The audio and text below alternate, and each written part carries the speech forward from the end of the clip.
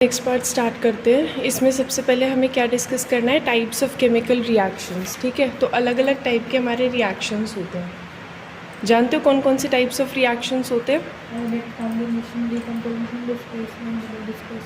हाँ, हमारे ना डिफरेंट टाइप के केमिकल रिएक्शंस होते हैं। जैसे कि अभी हम सीखेंगे धीरे धीरे। एक हमारा जो टाइप ऑफ रिएक्शन होता है उसका नाम है कॉम्बिनेशन रिएक्शन।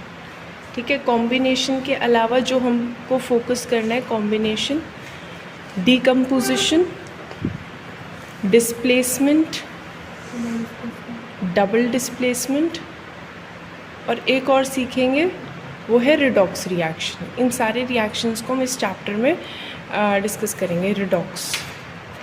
ठीक है, तो ये सारे हमारे टाइप के रिएक्शंस है, combination, decomposition, displacement, double displacement और रिडॉक्स रिएक्शन। सबसे पहले थोड़ा सा समझ लेते हैं।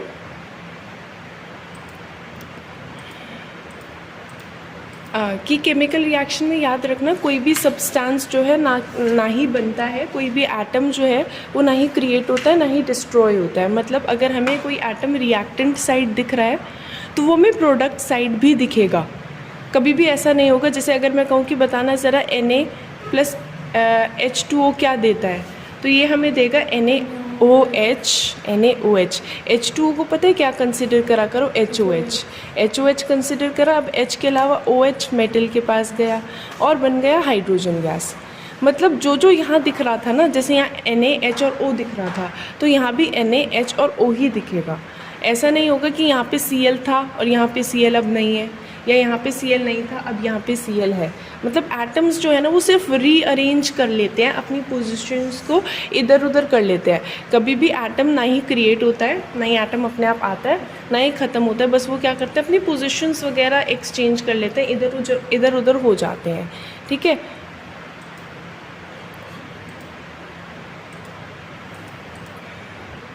अब कुछ रिएक्शंस हैं, याद रखना। ये जो कोल जल रहा है हमारा, ये भी एक टाइप का क्या है, ये भी एक टाइप का हमारा केमिकल रिएक्शन है। किसी भी चीज़ का बर्निंग क्या होता है, हमेशा एक केमिकल रिएक्शन ही होता है। अच्छा मुझे बताओ, ये जो बर्निंग ऑफ कोल था, इसकी इक्वेशन सोच सकते हैं हम क्या होगी? कोल क्या होता है पता है तुमको? कोल होता है कार्बन, C। जब किसी चीज़ को जलाते हो तो अब तुम याद रखो कि जलाने का मतलब होता है ऑक्सीजन देना।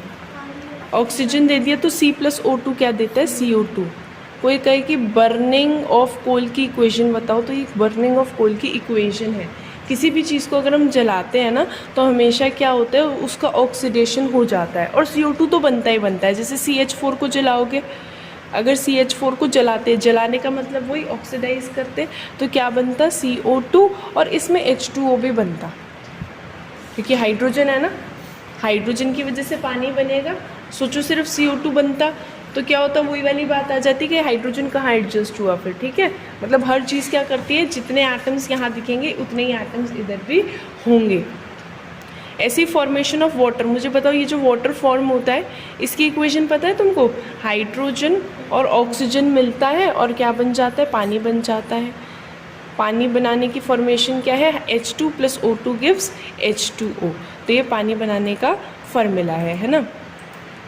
दो हाइड्रोजन एक ऑक्सीजन से मिलते हैं और क्या बन जाता है, वाटर। H2+O2 गिव्स H2O, ये इसकी इक्वेशन रहेगी। सबसे पहला टाइप का रिएक्शन हम जो अब डिस्कस करने वाले हैं वो है कॉम्बिनेशन रिएक्शन।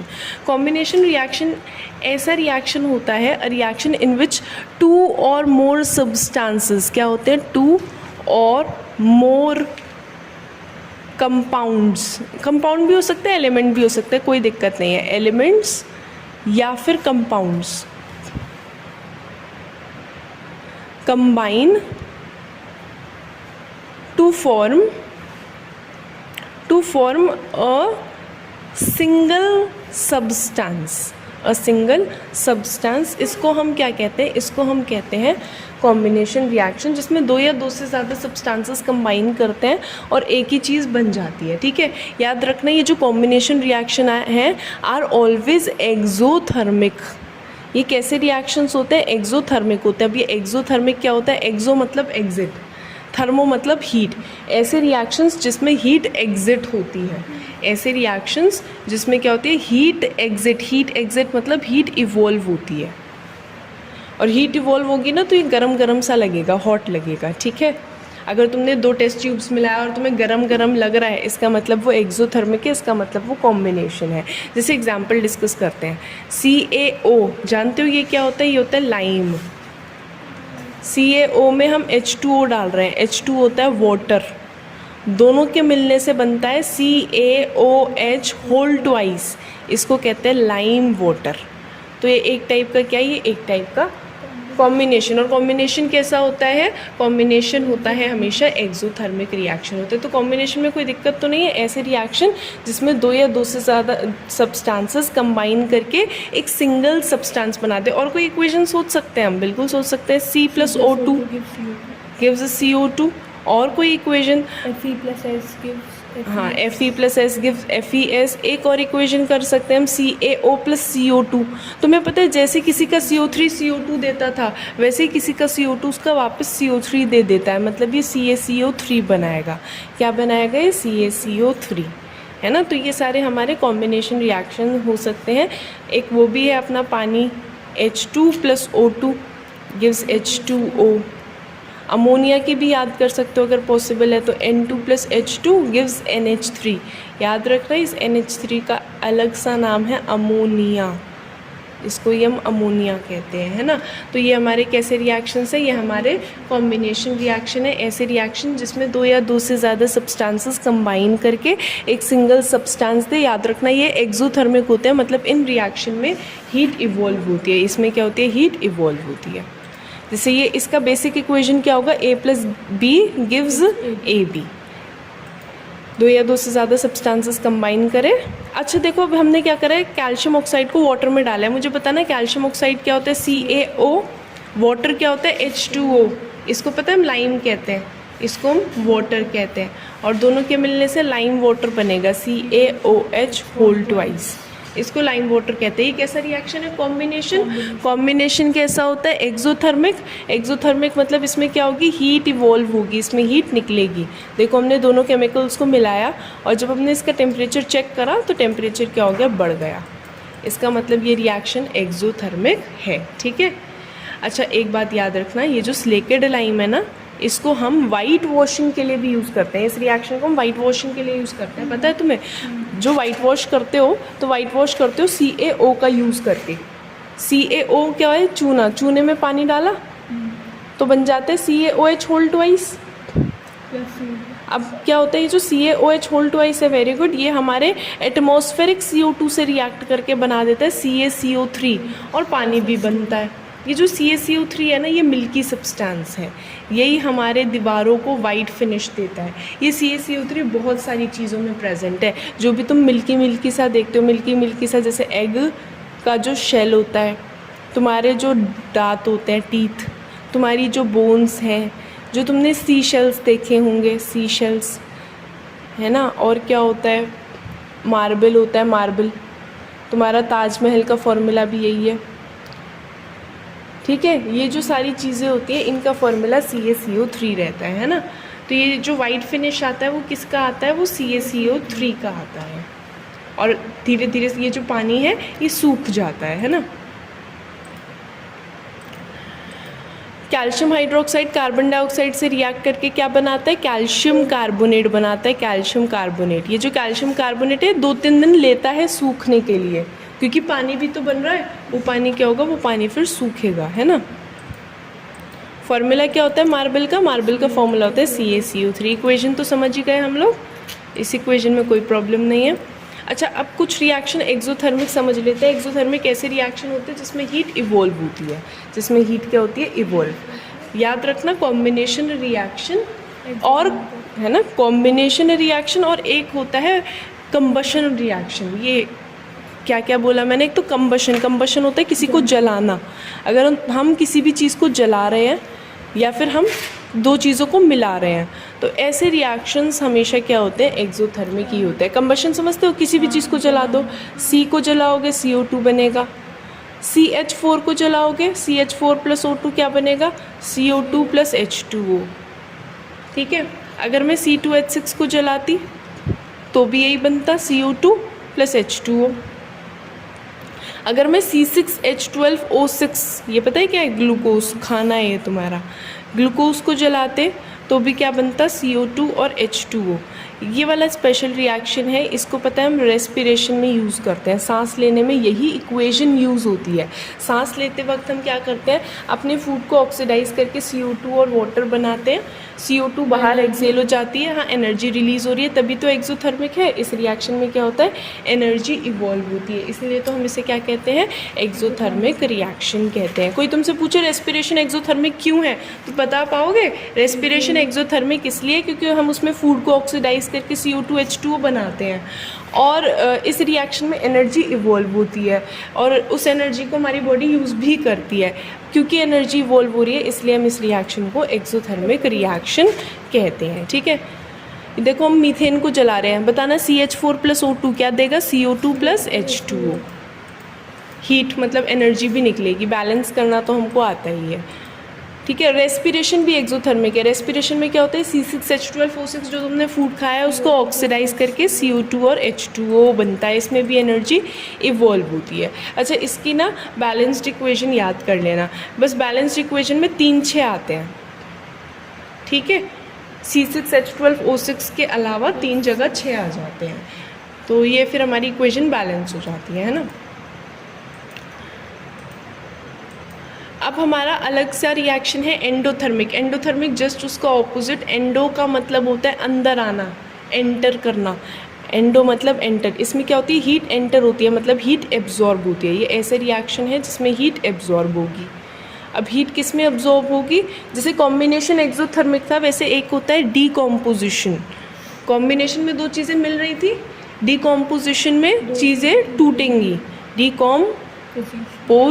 डीकॉम्पोजिशन हमेशा कैसा होता है, एंडोथर्मिक। देखो एंडोथर्मिक में भी डी आ रहा है, इसमें भी डी आ रहा है, बस याद कर लो किसी भी तरीके से। एंडोथर्मिक डीकम्पोजिशन हमेशा एंडोथर्मिक होता है। डीकम्पोजिशन जैसे CaCO3 है, इसको तोड़ रहे हो तो क्या बनेगा, CaO+CO2। CaO+CO2, CO2 ही तो बनेगा, किसी का CO3 क्या देता है, CO2 देता है। तो किसी का भी डीकम्पोजिशन क्या होता है, हमेशा एंडोथर्मिक होता है। एंडोथर्मिक मतलब हमें इसे हीट देनी पड़ेगी। ये ट्रायंगल क्या शो करता है, हीट हमें इसे देनी पड़ेगी, निकलेगी नहीं, हमें देनी पड़ रही है। तो ऐसे रिएक्शंस को हम क्या कहते हैं, एंडोथर्मिक रिएक्शन कहते हैं, जिसमें हमें चीज़ों को तोड़ना हो। किसी चीज़ को तोड़ना आता है, तो मैं बहुत सारी चीज़ों को तोड़ना आता है, तो मैं बताना ज़रा। HGO gives Hg+O2। हाँ, ये PbNO3 होल ट्वाइस को तोड़े, PbNO3 होल ट्वाइस को अगर हम हीट करेंगे तो PbO+NO2+O2। PbO का कलर ना येलो होता है, PbO का कलर क्या होता है, येलो। NO2 की याद है, रेडिश ब्राउन फ्यूम्स, इसके रेडिश ब्राउन फ्यूम्स। तो ये जो भी हमारा ऑक्सीजन गैस जो है वो सपोर्टर ऑफ कंबशन है। तो जो गैसेस निकल रही हैं, ये हमारा कैसा टाइप का रिएक्शन है, ये हमारा डीकम्पोजिशन, और डीकम्पोजिशन हमेशा ही एंडोथर्मिक होता है। ठीक है, इसमें हमें हीट देनी पड़ती है, हमें गर्म खुद करना पड़ता है ना। जिस रिएक्शन में हमें खुद गर्म करना पड़े वो हमेशा कैसा रिएक्शन होता है, वो हमेशा एंडोथर्मिक रिएक्शन होता है, इसे हमें हीट करना पड़ता है।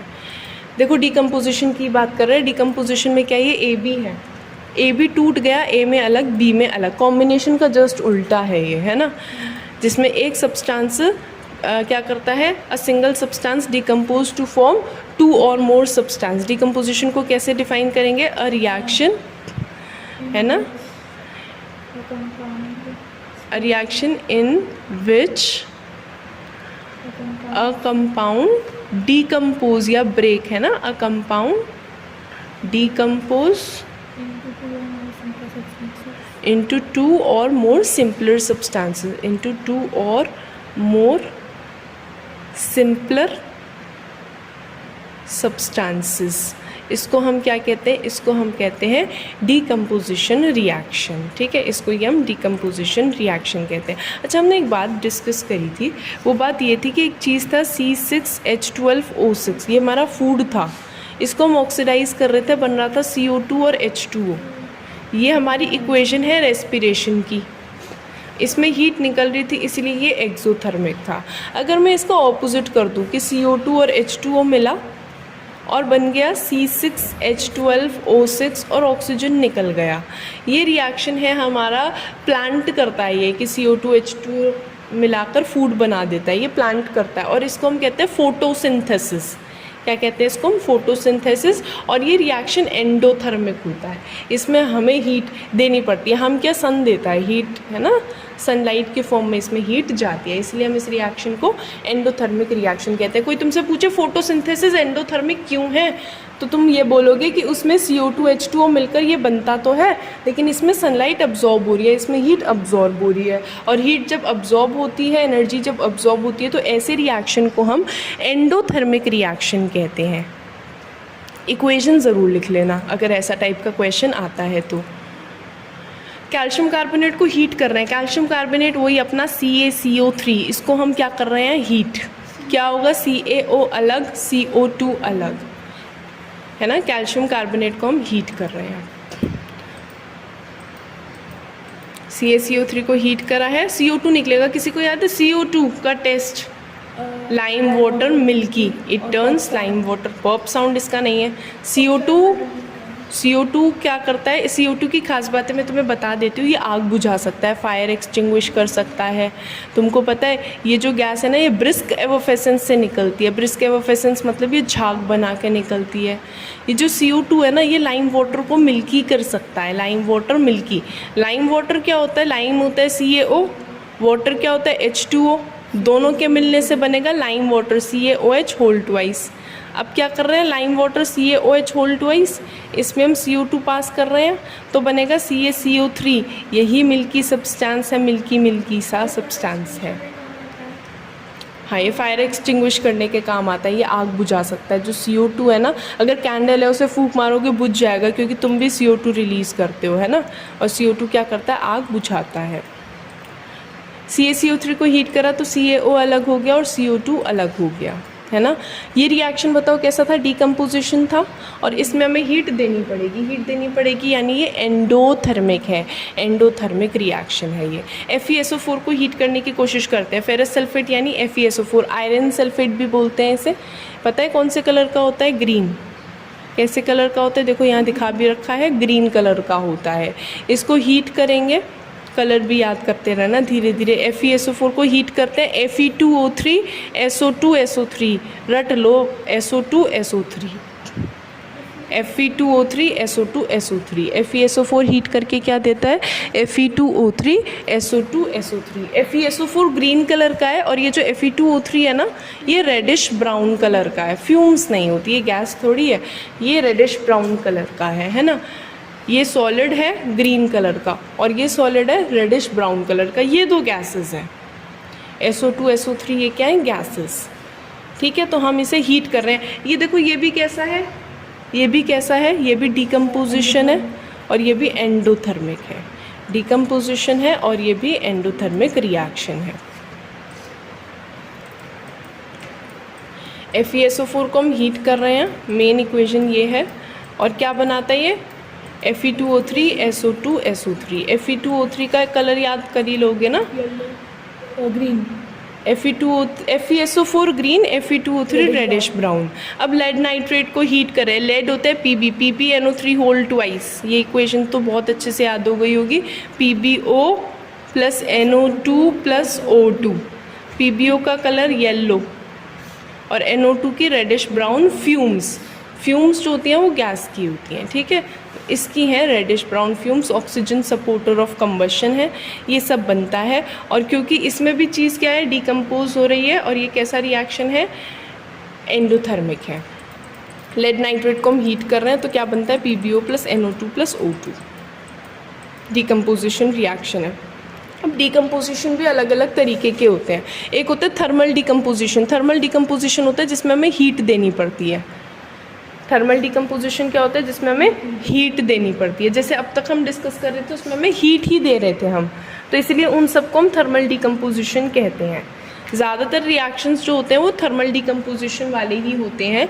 किसी किसी में हम सनलाइट देते हैं, जिसमें हम सनलाइट देते हैं उसे हम कहते हैं फोटोलिटिक, डिस्कस करेंगे फोटोलिटिक। और किसी किसी में हम इलेक्ट्रिसिटी देते हैं तो उसको हम कहते हैं इलेक्ट्रोलिटिक, उसको हम क्या कहते हैं, इलेक्ट्रोलिटिक। तो ये सारे रिएक्शन धीरे धीरे डिस्कस करते हैं।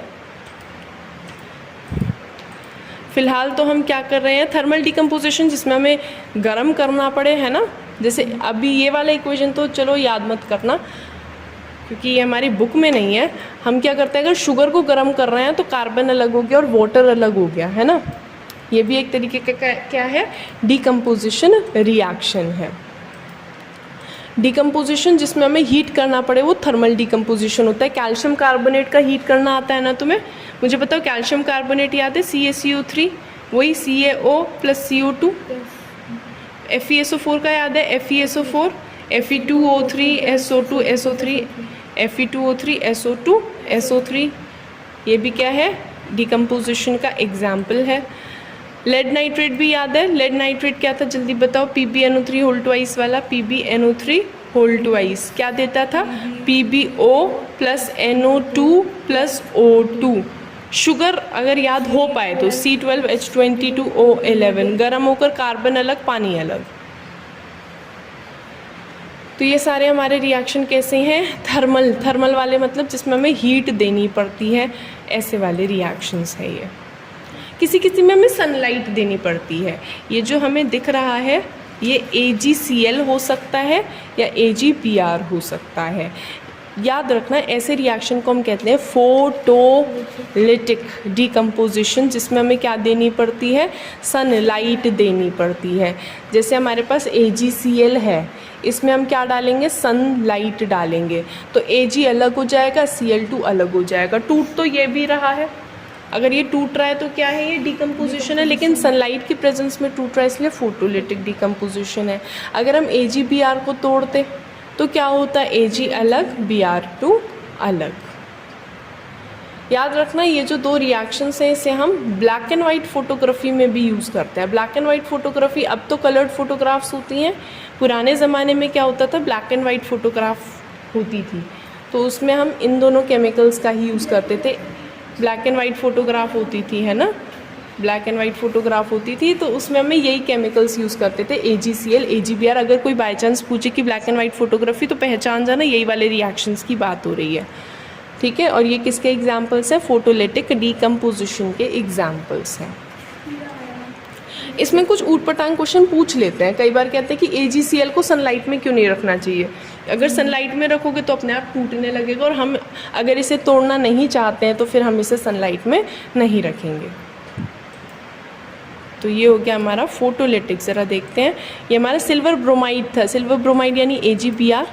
AgBr को हमने सनलाइट में रखा तो Ag अलग हो गया, Br2 अलग हो गया। AgCl को रखते तो Ag अलग हो जाता, Cl2 अलग हो जाता। कोई तुमसे ऐसा भी पूछ सकता है कि हमने भाई एक केमिकल रखा था सनलाइट में, वो सिल्वर कलर का हो गया, इक्वेशन पहचानो, ठीक है। ऐसे करके भी चीज़ें देते हैं, तो तुम्हें ये सब याद रखना है ना। ब्लैक एंड वाइट फोटोग्राफ ये दिख रही है ना, ये ब्लैक एंड वाइट फोटोग्राफ है, इसको हम मतलब इसमें हम इसी केमिकल का यूज़ करते हैं। किस केमिकल का, AgCl या AgBr। कुछ इलेक्ट्रोलाइटिक डिकम्पोजिशन होता है जिसमें हमें बिजली पास करनी होती है, यानी इलेक्ट्रिसिटी देनी होती है। जिस रिएक्शन में हमको इलेक्ट्रिसिटी देनी पड़े, ऐसे रिएक्शंस को हम कहते हैं इलेक्ट्रोलाइटिक डिकम्पोजिशन। ये पूरा इसके लिए सेटअप बिठाना पड़ता है, पूरा सेटअप है इसमें। ये देखो, ये पानी है अपने पास, है ना, पानी में हमने 2 टेस्ट ट्यूब्स डाली हैं, एक कैथोड का काम करेगी, एक एनोड का। कैथोड एनोड जानते हो, कैथोड एनोड एक पॉजिटिव होती है एक नेगेटिव होती है। इसको हम बैटरी से कनेक्ट करेंगे। बैटरी में भी 2 टर्मिनल्स होते हैं, पॉजिटिव और नेगेटिव। यहाँ पे हमने रबर लगा रखा है, ये ग्राफाइट, ग्राफाइट पता है इकलौता नॉन मेटल कंडक्टर होता है। ये पूरा एक प्लास्टिक का मग है। ये स्विच है, स्विच क्या होता है, ऑन ऑफ करने के लिए, है ना, बंद खोल करने के लिए स्विच लगा रखा है। होगा क्या, हम इसमें जब इलेक्ट्रिसिटी पास करेंगे, किस में इलेक्ट्रिसिटी पास कर रहे हैं हम ना वाटर में इलेक्ट्रिसिटी पास कर रहे हैं, ठीक है। वाटर का मतलब क्या होता है, H2O। H2O में अगर हम इलेक्ट्रिसिटी पास करेंगे तो क्या होगा, इसमें हमें थोड़ी सी ना एसिड भी डालनी पड़ती है। देखो H2O में इलेक्ट्रिसिटी डाला तो H2 अलग हो गया और O2 अलग हो गया। प्योर वाटर हम नहीं ले सकते, हमें थोड़ा सा एसिड या थोड़ा सा नमक या कुछ भी डालना पड़ता है। क्यों, क्योंकि प्योर वाटर तुम्हें पता है इलेक्ट्रिसिटी का कंडक्टर नहीं होता। जो बिल्कुल प्योर पानी होता है वो इलेक्ट्रिसिटी को कंडक्ट नहीं कर सकता। जब इलेक्ट्रिसिटी कंडक्ट नहीं करेगा तो फिर टूटेगा कैसे। तो अगर पानी को तोड़ना है तो थोड़ा सा कुछ तुम्हें डालना पड़ेगा। तुम्हें पता होगा इन्वर्टर में भी प्योर पानी नहीं डालते हैं, प्योर पानी नहीं डालते हैं, पानी में थोड़ा सा नमक डाल देते हैं, है ना। तो क्यों डालना पड़ता है ये नमक या कुछ, ताकि पानी थोड़ा सा कंडक्टर बन जाए। इलेक्ट्रिसिटी का। फिर अब इलेक्ट्रिसिटी का कंडक्टर है, पानी में इलेक्ट्रिसिटी डाली, हाइड्रोजन अलग हो जाएगी, ऑक्सीजन अलग हो जाएगी। इसमें ना एक क्वेश्चन और पूछते हैं, याद रखना है, जो हाइड्रोजन गैस है ये कैथोड पर निकलती है और जो ऑक्सीजन गैस है वो एनोड पर निकलती है। जो हाइड्रोजन गैस दिख रही है ये वाली, ये निकलती है कैथोड पर, और ये कहाँ निकलती है, ये निकलती है एनोड पर। क्वेश्चन ये आता है कि जो गैस कैथोड पर कलेक्ट हो रही है वो डबल है एनोड के कंपैरिजन में। कैथोड वाली एनोड के डबल क्यों होती है? तो हम कहेंगे कि वाटर के बैलेंस्ड इक्वेशन में हम देख सकते हैं कि हाइड्रोजन डबल है ऑक्सीजन के, इसलिए हाइड्रोजन जो है हाइड्रोजन डबल होती है ऑक्सीजन की। इन्होंने दिखाया गलत है, टेंशन मत लेना, पक्का यही वाली बात होती है, हाइड्रोजन डबल होती है और ऑक्सीजन कम होती है ना। हाइड्रोजन डबल क्यों होती है, क्वेश्चन पूछ सकते हैं कि जब हम वाटर का इलेक्ट्रोलाइटिक डिकम्पोजिशन करते हैं तो जो गैस कैथोड पे कलेक्ट हो रही है वो डबल क्यों है। तो हम कहेंगे कि अगर पानी को तोड़ के देखोगे ना, इलेक्ट्रोलाइटिक डिकम्पोजिशन करोगे वाटर का, तो उसकी बैलेंस्ड इक्वेशन में ये देख पाओगे कि हाइड्रोजन डबल है ऑक्सीजन की, इसीलिए हाइड्रोजन जो है वो ऑक्सीजन के कंपैरिजन में डबल होता है। ठीक है, तो ये वाली बात हो गई।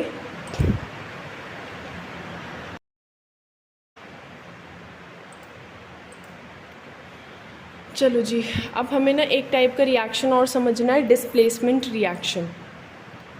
एक टाइप का रिएक्शन होता है जिसे हम कहते हैं डिस्प्लेसमेंट रिएक्शन। डिस्प्लेसमेंट रिएक्शन ना ऐसा रिएक्शन होता है जिसमें एक रिएक्टिव मेटल क्या करता है, एक कम रिएक्टिव मेटल को उसकी पोजीशन से डिस्प्लेस कर देता है। डिस्प्लेसमेंट रिएक्शन में क्या होता है, अ हायर रिएक्टिव मेटल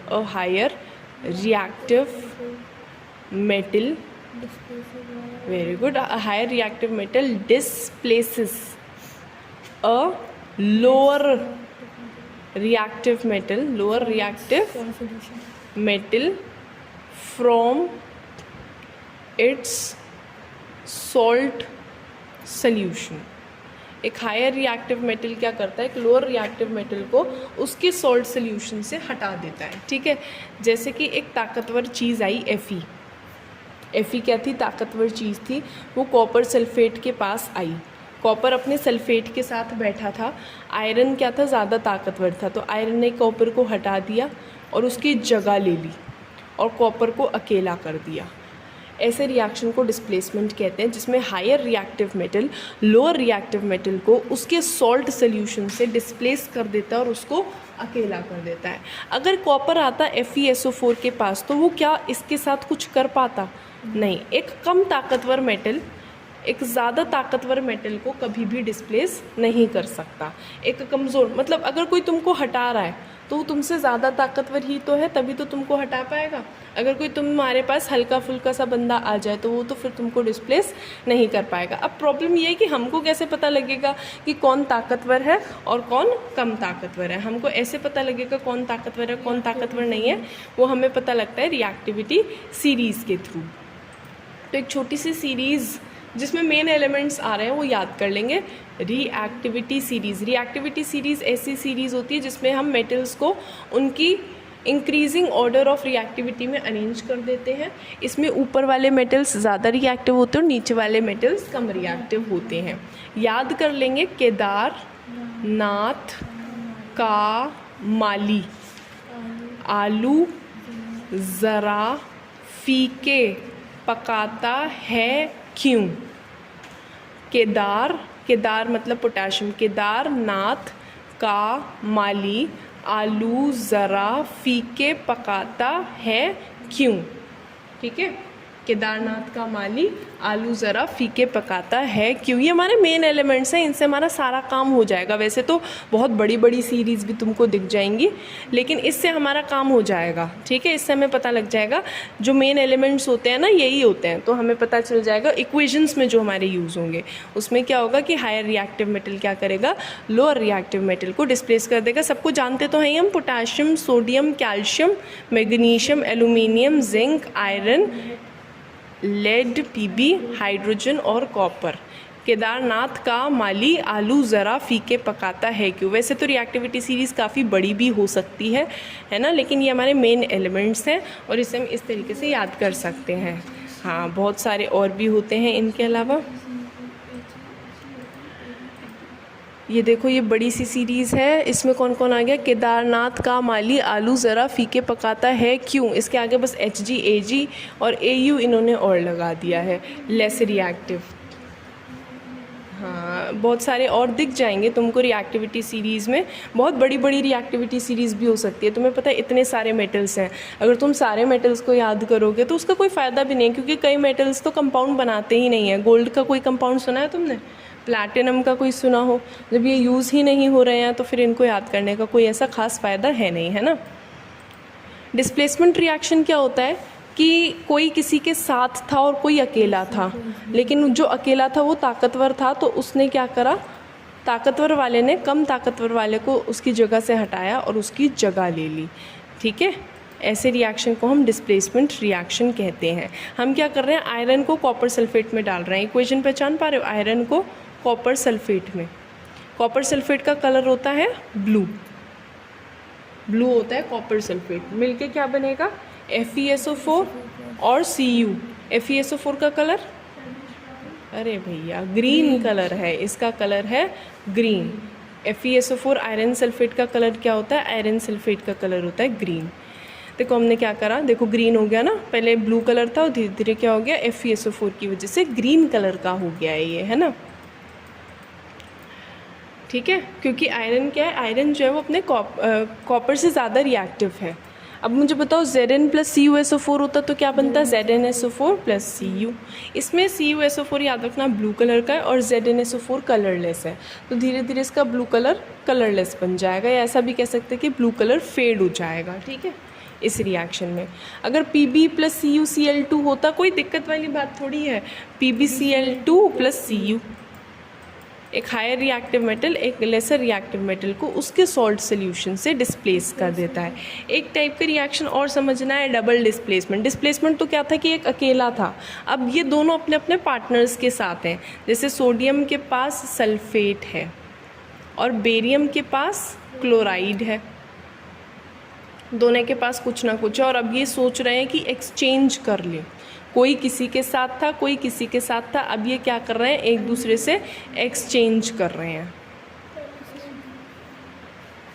ऐसे रिएक्शन को हम क्या कहते हैं, डबल डिस्प्लेसमेंट कहते हैं, और इसमें प्रेसिपिटेट ज़रूर बनता है, इसलिए हम इसे प्रेसिपिटेशन रिएक्शन भी कहते हैं। प्रेसिपिटेशन रिएक्शन पीपीटी बनता है ना, इसमें पीपीटी होता क्या है, इंसॉल्युबल सा सब्सटेंस बन जाता है जो नीचे बैठने लगता है ना। और क्योंकि इंसॉल्युबल सा सब्सटेंस बन रहा है, इसलिए हम इसे क्या कहते हैं, प्रेसिपिटेशन रिएक्शन भी कहते हैं।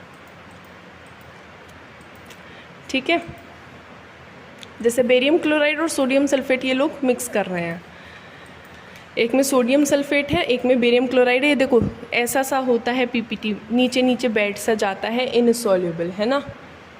सोडियम सल्फेट डाला है और बेरियम क्लोराइड डाला है, इन्होंने क्या करे, अपने पार्टनर्स एक्सचेंज कर लिए। बेरियम सल्फाइड और जिंक सल्फेट, खुद सोचना क्या बनेगा, ज़रा बताना क्या होगा। BaSO4 और ZnS, BaSO4 बन जाएगा और ZnS बन जाएगा। इसको भी हम क्या कहते हैं, डबल डिस्प्लेसमेंट और प्रेसिपिटेशन रिएक्शन। ये जो हम नीचे एरो दिखा देते हैं, कई बार हो सकता है तुम्हें दिखे, ये पीपीटी के लिए ही होता है। पीपीटी यानी प्रेसिपिटेट के लिए ही होता है कि नीचे पीपीटी जा रहा है। ठीक है, प्रेसिपिटेट को एरो से हम डिनोट करते हैं, नीचे जाता हुआ। बस लास्ट ऑक्सीडेशन रिडक्शन थोड़ा सा ये और समझ लो। ऑक्सीडेशन रिएक्शन ऐसा रिएक्शन होता है, ऑक्सीडेशन का मतलब याद रख लेना, ऑक्सीडेशन का मतलब है या तो गेन ऑफ ऑक्सीजन, या तो ऑक्सीजन मिल जाता है या हाइड्रोजन चला जाता है, या तो हाइड्रोजन चला जाता है, या तो ऑक्सीजन मिल रहा है या फिर हाइड्रोजन जा रहा है। ये जो रिडॉक्स है ना, ये दो शब्दों से मिलकर बना है, रिडक्शन और ऑक्सीडेशन। तो पहले हम ऑक्सीडेशन समझ रहे हैं। ऑक्सीडेशन का मतलब होता है या तो ऑक्सीजन मिल जाए या फिर हाइड्रोजन चला जाए। जैसे कि कैल्शियम है, कैल्शियम को ऑक्सीजन मिल गया, कैल्शियम ऑक्साइड बन गया, ये इसका ऑक्सीडेशन है। लेकिन अगर मुझे बताओ H2S का, इसमें Cl2 हमने डाला और पता है क्या बना है, HCl और S बना है। मुझे बताओ H2S का S बन रहा है, इसका हाइड्रोजन जा रहा है, इस पर हाइड्रोजन था जो कि चला गया। हाइड्रोजन जाना ऑक्सीजन मिलने के बराबर होता है और ऑक्सीजन मिलना ऑक्सीडेशन होता है। तो मतलब इसका क्या हो रहा है, ऑक्सीडेशन। और इसका क्या हो रहा होगा, इसको तो हाइड्रोजन मिल रहा है ना। क्या होता है अभी हम सीखेंगे, ऑक्सीडेशन और रिडक्शन जब साथ साथ होने लगता है ना एक साथ, तो उसी रिएक्शन को हम रिडॉक्स कहते हैं, जिसमें रिडक्शन और ऑक्सीडेशन दोनों के दोनों साथ साथ साइमल्टेनियसली होते हैं।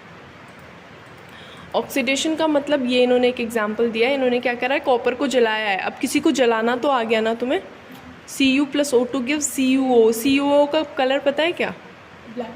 CuO का कलर होता है ब्लैक। देखो ब्लैक कलर का बन भी गया है ना। हमने क्या करा था, हमने ये कॉपर था इसको जलाया और जलाने के बाद देखो ब्लैक हो गया। ये क्यों हो गया ब्लैक, CuO की फॉर्मेशन की वजह से। CuO बना है ना, CuO जो है वो ब्लैक कलर का होता है, ठीक है। तो ये ऑक्सीडेशन रिएक्शन ही तो है। देखो इथाइल अल्कोहल का हमने हाइड्रोजन लूज़ करवाया है। ये वाला इक्वेशन थोड़ा सा डिफिकल्ट है, अगर याद हो पाए तो ठीक है, नहीं तो भी कोई बात नहीं, क्योंकि हमारी बुक में नहीं गिवन। C2H5OH में हम Na डाल रहे हैं। होता क्या है, H के अलावा जो भी होता है मेटल के पास जाता है तो क्या बनाएगा, C2H5O Na, और हाइड्रोजन निकल जाएगा, क्योंकि हाइड्रोजन इसका चला गया। हाइड्रोजन जाना ऑक्सीजन मिलने के बराबर है, मतलब इसका ऑक्सीडेशन हुआ है। इसका क्या हुआ है, ऑक्सीडेशन हुआ है, ठीक है।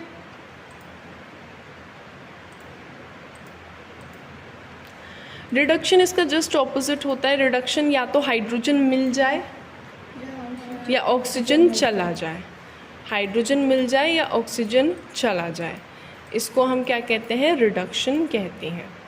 रिडॉक्स क्या होता है, ऐसे रिएक्शन जिसमें रिडक्शन और ऑक्सीडेशन साइमल्टेनियसली होते हैं, एक साथ होते हैं। जैसे ये CuO+H2 ये देता है Cu+H2O।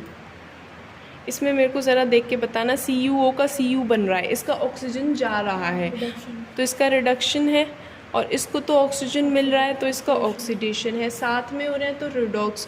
जिसका ऑक्सीडेशन होता है उसको हम रिड्यूसिंग एजेंट कहते हैं, ये भी याद रखोगे। अभी एजेंट के बारे में उल्टा होता है, मतलब एजेंट में उल्टा हो जाता है। जिसका रिडक्शन होता है वो ऑक्सीडाइजिंग एजेंट होता है, क्योंकि देखो जो अपना ऑक्सीडेशन करता है वो दूसरे का फिर रिडक्शन कर रहा होगा, है ना। और क्योंकि दूसरे का रिडक्शन कर रहा है इसलिए वो रिड्यूसिंग एजेंट है। ये बात भी ध्यान रखेंगे कि जिसका ऑक्सीडेशन होता है वो रिड्यूसिंग एजेंट, और जिसका रिडक्शन होता है वो ऑक्सीडाइजिंग एजेंट होता है। अच्छा कभी कभी क्या होता है, रिएक्शंस में पूछ लेते हैं कि इस रिएक्शन में बताओ ऑक्सीडाइजिंग एजेंट कौन है, रिड्यूसिंग एजेंट कौन है।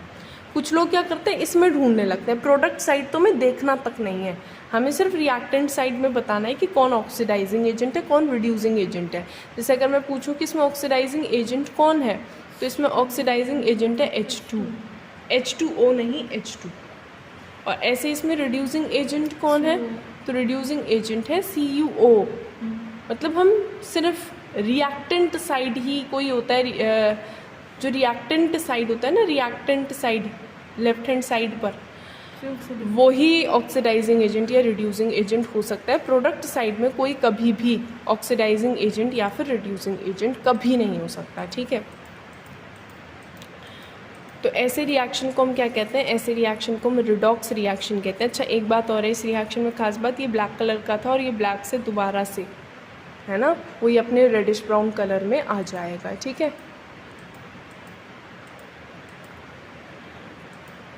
ये देखो कॉपर ऑक्साइड का रिडक्शन हो रहा है इसलिए वो ऑक्सीडाइजिंग एजेंट है, हाइड्रोजन का ऑक्सीडेशन हो रहा है इसलिए वो रिड्यूसिंग एजेंट है।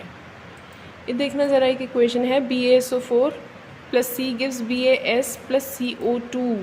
इसे ज़रा थोड़ा सा पहचान लेते हैं। BaSO4 का इन्होंने BaS बनाया है, इसका ऑक्सीजन चला गया, ऑक्सीजन चला गया मतलब इसका क्या हो रहा है, रिडक्शन।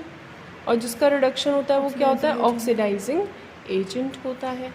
कार्बन का क्या हो रहा है, ऑक्सीडेशन, है ना, ये इसका ऑक्सीडेशन, इसलिए ये क्या है, रिड्यूसिंग एजेंट।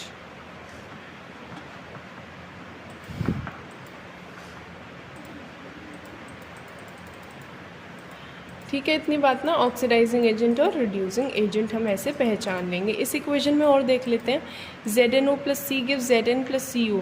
ZnO का Zn बन रहा है रिडक्शन, रिडक्शन यानी ऑक्सीडाइजिंग एजेंट। इसका क्या हो रहा है, ऑक्सीडेशन यानी कि रिड्यूसिंग एजेंट। एजेंट में उल्टा हो जाता है, एजेंट में उल्टा हो जाता है, ठीक है।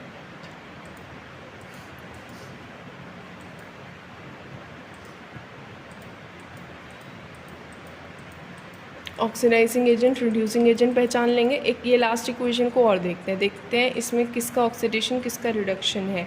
MnO2 का MnCl2 बन गया, इसका ऑक्सीजन चला गया, रिडक्शन यानी ऑक्सीडाइजिंग एजेंट। HCl का H2O बना है ऑक्सीडाइजिंग, तो O मिल गया ना, ऑक्सीडेशन ऑक्सीडेशन यानी रिड्यूसिंग एजेंट। एजेंट में उल्टा होता है, एजेंट में क्या होता है, उल्टा, ठीक है। अच्छा, ये कुछ ना कॉमन रिएक्शन है, केमिकल इक्वेशंस जो हमारे डेली लाइफ में होते हैं। इसमें एक एग्जांपल है रस्ट, ये भी क्या है, केमिकल रिएक्शन है। रस्ट का तुम्हें थोड़ा सा बता देती हूँ, जो रेडिश ब्राउन रस्ट होती है इसका फॉर्मूला अगर याद कर पाओ Fe2O3.XH2, ये रेडिश ब्राउन कलर की होती है, रेडिश ब्राउन कलर की,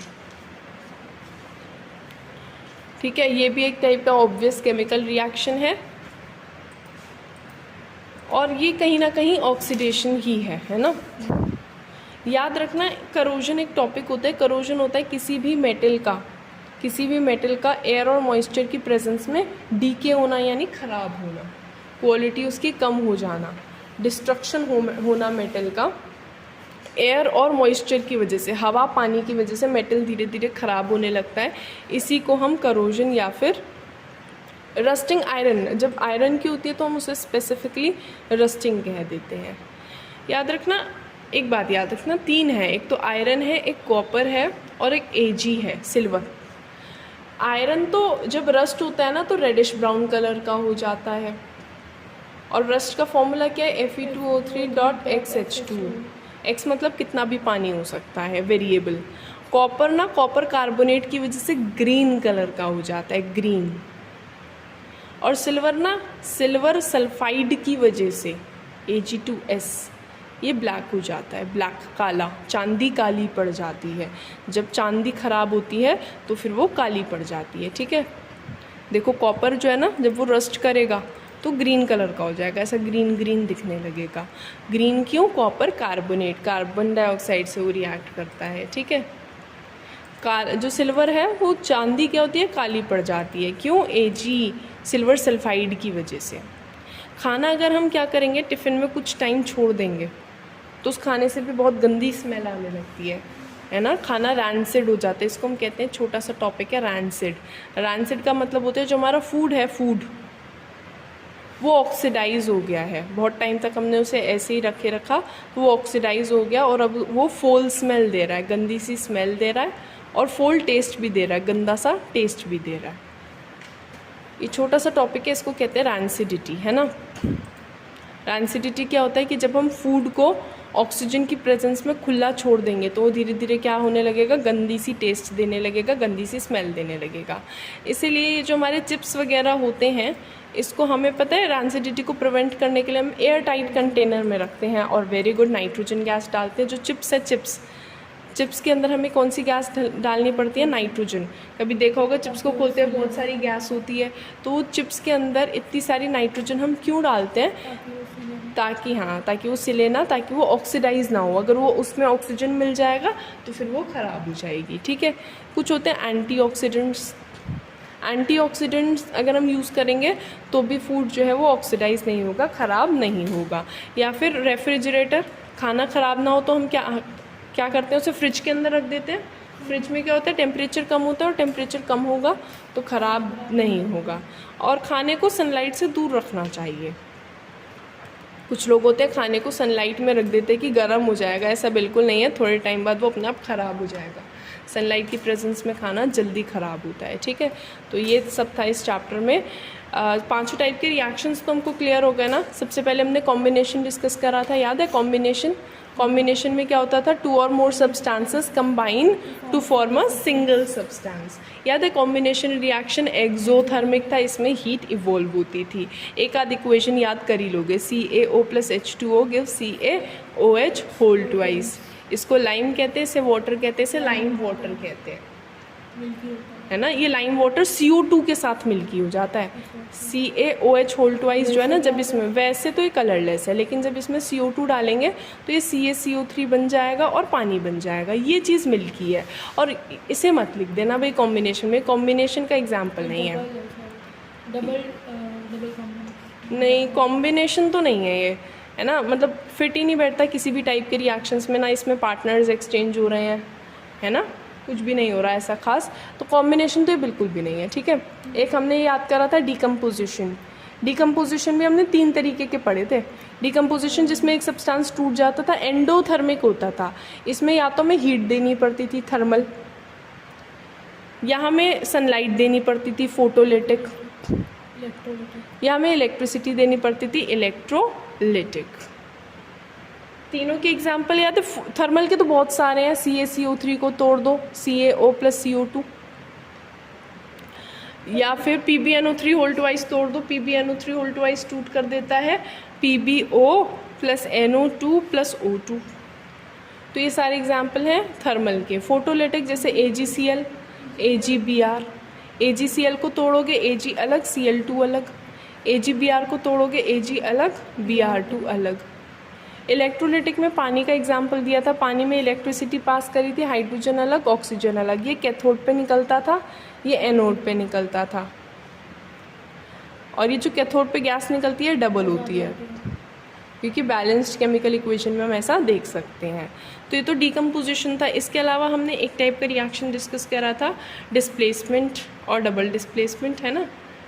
डिस्प्लेसमेंट भी तो डिस्कस करा था। डिस्प्लेसमेंट क्या था, जिसमें एक ताकतवर मेटल एक कम ताकतवर मेटल को उसकी जगह से हटा देता था। Fe + CuSO4 या देता था FeSO4 + Cu। Blue colour, green colour, ये ब्लू था और ये ग्रीन, ये डिस्प्लेसमेंट था। डिस्प्लेसमेंट के अलावा हमने एक टाइप का रिएक्शन डिस्कस करा था जिसका नाम था डबल डिस्प्लेसमेंट। डबल डिस्प्लेसमेंट को हम प्रेसिपिटेशन भी कहते थे, PPT बनता था। इसमें पार्टनर्स एक्सचेंज हो जाते थे। इसमें भी पार्टनर्स कैसे एक्सचेंज होंगे, जैसे NaCl है, BaSO4 है, पार्टनर एक्सचेंज करेंगे, BaCl2 बनेगा, Na2SO4 बन जाएगा। PbNO3 whole twice lead nitrate ले लेते हैं, इसमें पोटेशियम आयोडाइड डाल देते हैं, क्या बनेगा, PbI2 + KNO3। ये भी क्या है, पार्टनर्स एक्सचेंज हो रहा है, इसलिए इसको भी हम डबल डिस्प्लेसमेंट कहते हैं। जिस भी रिएक्शन में ऐसा पार्टनर एक्सचेंज हो जाता है उसको हम डबल डिस्प्लेसमेंट कहते हैं। ये येलो कलर का PPT बनता है, इसलिए हम इसे प्रेसिपिटेशन रिएक्शन भी कहते हैं। और एक लास्ट हमने करा था रिडॉक्स। रिडॉक्स 2 शब्दों से मिलकर बना था, रिडक्शन ऑक्सीडेशन, जिसे CuO + H2 gives Cu + H2। इसका ऑक्सीजन चला गया, इसका हो रहा है रिडक्शन, जिसका रिडक्शन होता है वो ऑक्सीडाइजिंग एजेंट। इसका हो रहा है ऑक्सीडेशन, तो ये रिड्यूसिंग एजेंट है। इतनी सी बात है इस चैप्टर में, ठीक है। पांचों टाइप के रिएक्शंस क्लियर हो गए हैं ना हमको।